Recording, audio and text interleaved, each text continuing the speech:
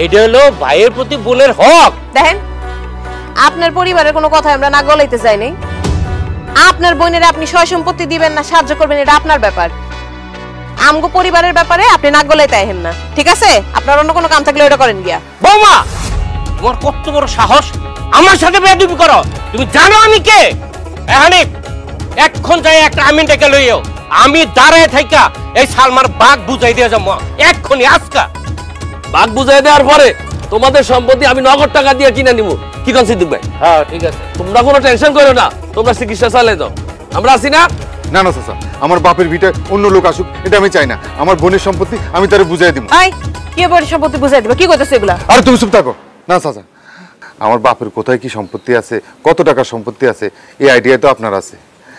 সম্পত্তি তো আর এখন দিতে পারুম না। আপনি এক কাজ করেন, আমার বোনকে কয় টাকা দিতে হয় আপনি একটু মীমাংসা করে দেন। এই তো ভাইয়ের মতো